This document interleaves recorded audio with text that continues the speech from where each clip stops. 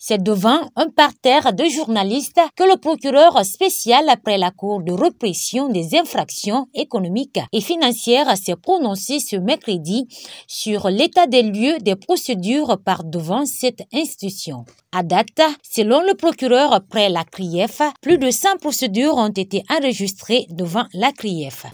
101 procédures.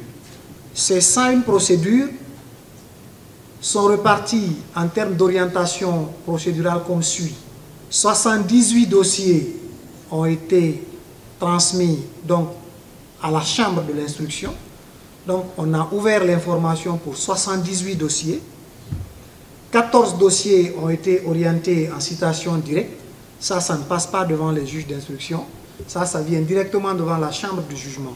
On a reçu un dossier en opposition. C'est-à-dire qu'il y a un dossier qui a été déjà jugé devant les juridictions d'instance ordinaire, avant la création de la CRIEF bien sûr. Et lorsque la CRIEF a été créée, il y a eu un jugement là-bas. Celui contre qui le jugement a été entrepris n'était pas là. Et donc il s'est opposé, il a dit qu'il n'est pas d'accord de la décision. Et puisque l'acte créant la CRIEF a dit que lorsque les dossiers pendant devant les juridictions ordinaires et relevant de la compétence de la CRIEF sont constatés à ce niveau, ces dossiers sont transmis à la CRIEF pour être continués au même degré de procédure.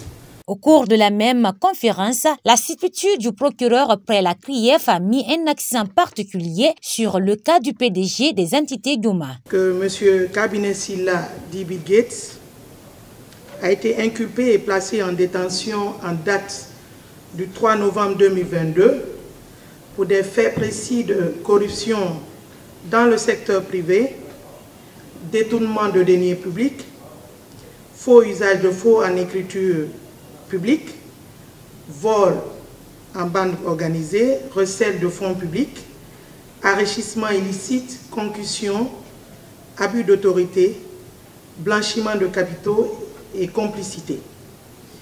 Et ces faits sont prévus et punis par les dispositions des articles 373 et suivants, 499, 585 et suivants, 771, 775, 776 du Code pénal,